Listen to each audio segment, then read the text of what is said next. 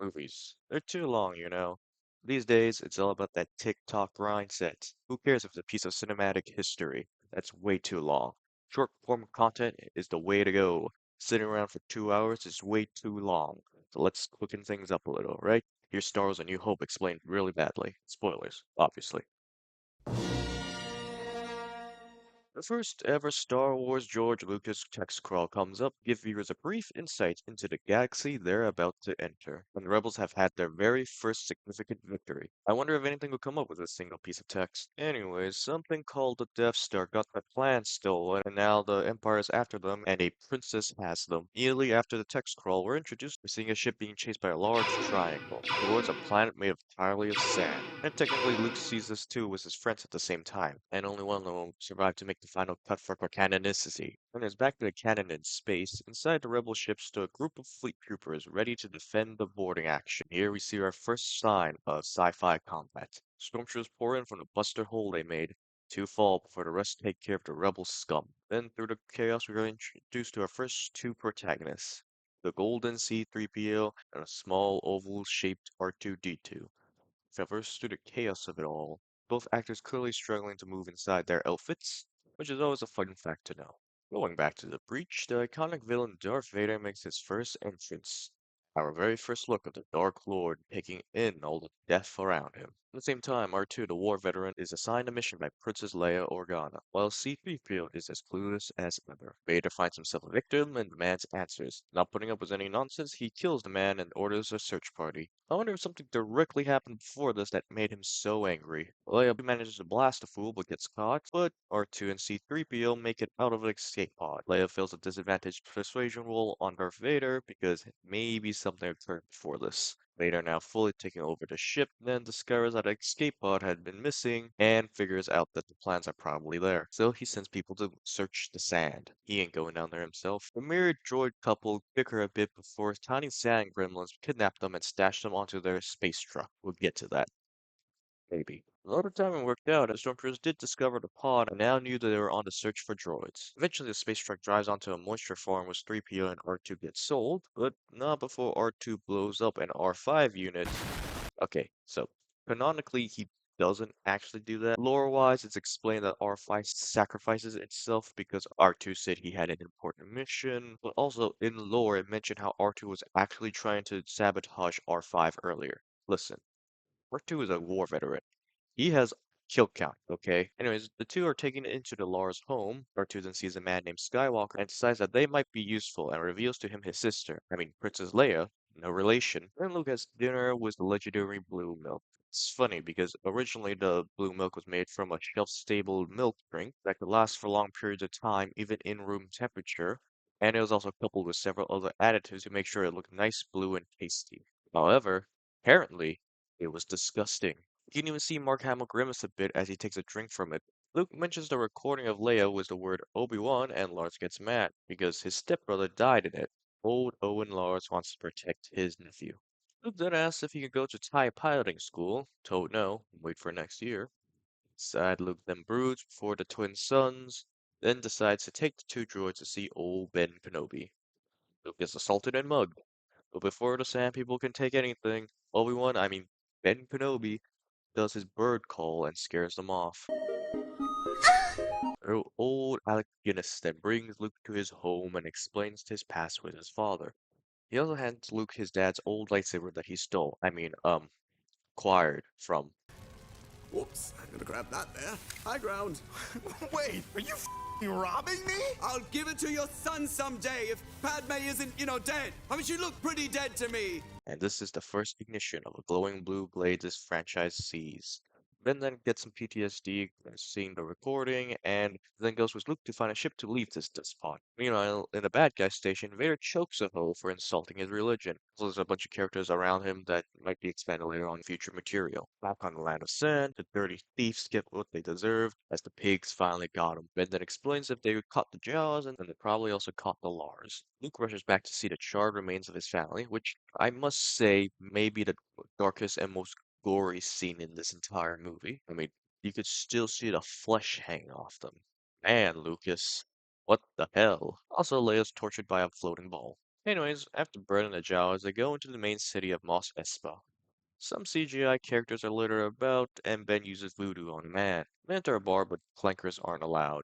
Ben goes to find a pilot, while Luke looks at aliens before being harassed by the We Don't Like You duo. Fun fact, the lore reason behind why they're wanted men is pretty dark.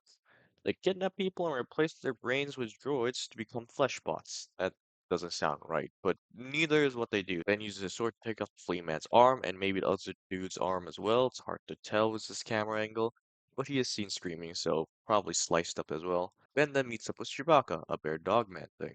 Harrison Ford, I mean Han Solo, Harrison Ford doesn't really want to be part of this movie. I mean, he doesn't want to cater to these two, so he upsells them the price for the space trip. The finally broken a deal with Harrison Ford, Ben and Luke split. Harrison Ford is then greeted by Greedo, and here we're told Harrison Ford owes Jabba money. George Lucas shoots first, but clunky. R2 and 3PO, although meanwhile, are hiding from the Popo, while Jabba is introduced in later editions of this movie. As the group board a piece of junk known as the Millennium Falcon, the Pope will catch up to them. Harrison Ford then proceeds to kill a bunch of dude and run. Group then manage to escape into space. Meanwhile, back at the bad guy place, Tarkin commits a genocide. Classic. Meanwhile, back to the good guys, Luke learns his wizard powers from Ben, while Harrison Ford hates magic. Think of any card in the deck. Great. Hold the deck. Do I know what card you're thinking of? Look through the deck. Your card isn't there. Go ahead, Harrison. Do me a favor. Grab a piece of fruit for me, like one that we can open up. See inside. See how there's a card in the orange? No way. See how there's one card inside? Please remove it. No, that's just crazy. Get the fuck out of my house. Okay. Chewie threatens Clanker violence, so 3PO concedes their chess space game. They then arrive onto Alderaan, only to discover it destroyed and now turned to a bunch of asteroids.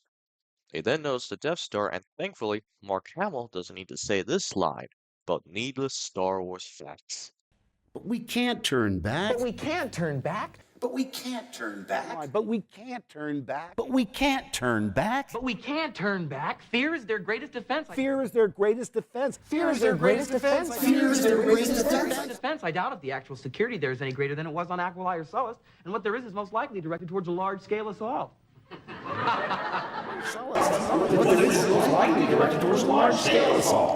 Then the Death Star sucks them up.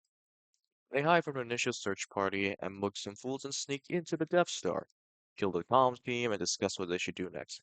Harrison Ford wants to leave this movie, but George Lucas, Luke Skywalker convinces him that he will be paid well. R2 and C3 will stay in the communication tower while Ben goes to deactivate the tractor beam while the other three go after Leia.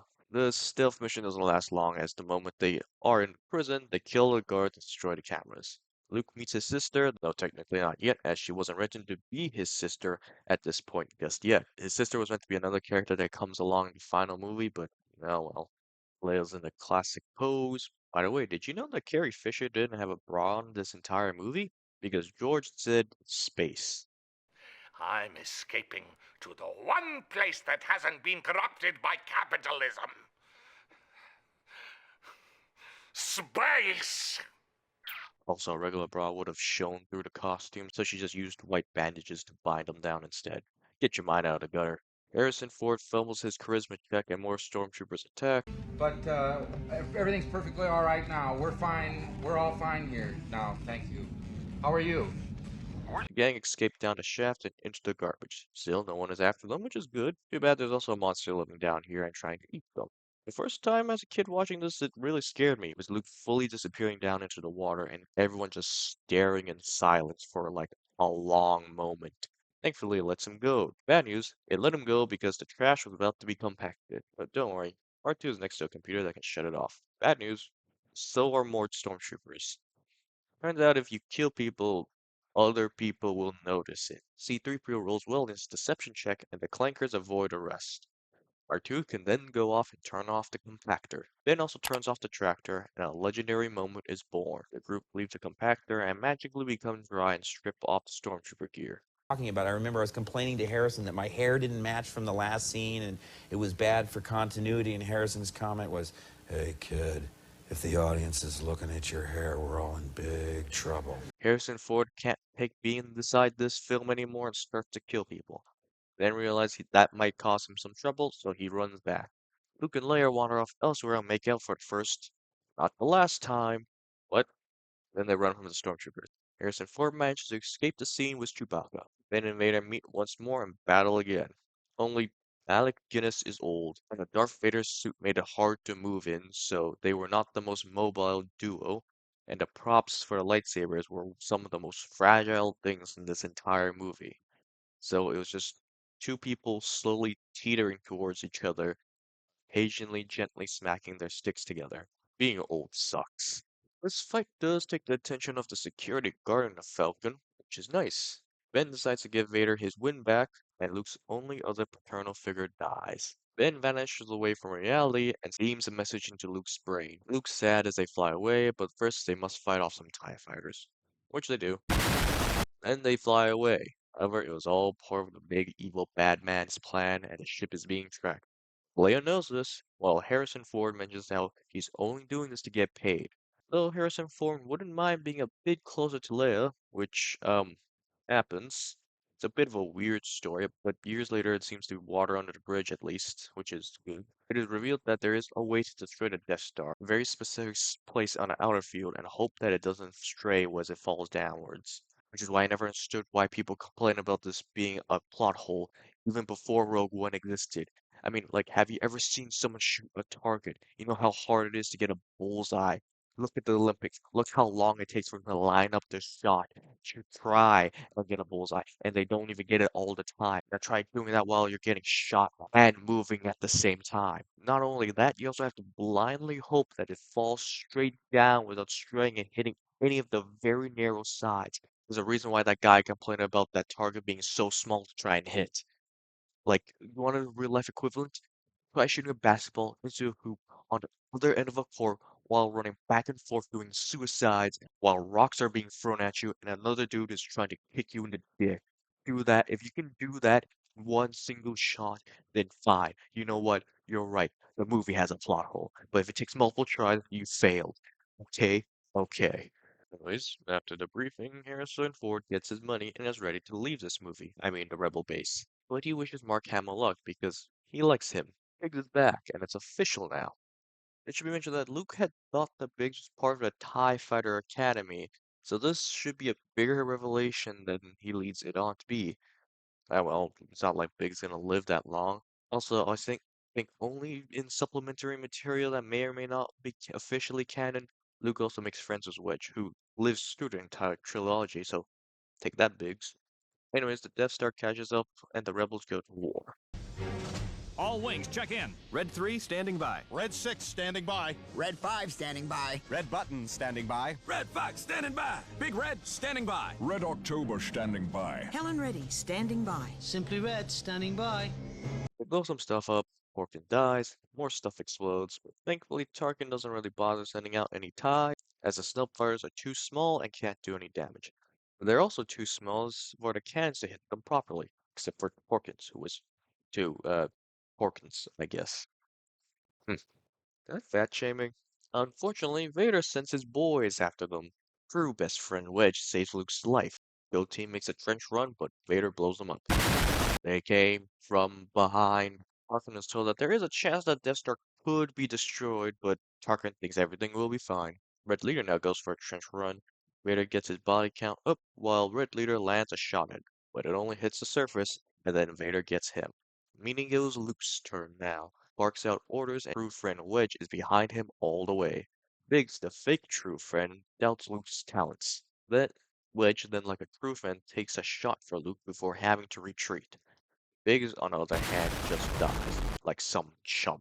R2 tries to keep, but Vader takes him out as well. Luke is now all alone and is about to be hit by Vader before Harrison Ford jumps in. Vader gets team killed, leaving Luke an opening. Luke now arms the ghost of Ben and his newly developing wizard powers proceeds to fire down to shoot and strike true. Luke successfully then kills like a million dudes and the rebels survive and celebrate. They get some medals, except for Chewie, which becomes its own weird little thing, but we'll ignore that for now. Nothing bad comes from this at all. What's the sequel called again? Alright. Anyways, I might go around and talk about the next movie. Maybe I'll finish the trilogy, and then hey, I'll maybe even move on to the prequels, and then maybe the sequels, and maybe the games, and the shows, and whatever. Either way, if you like this video, leave a comment, like, and subscribe. Share it if you want. I hope you had a good day, and hopefully I'll be back with more of this nerdy nonsense. I'll be seeing ya.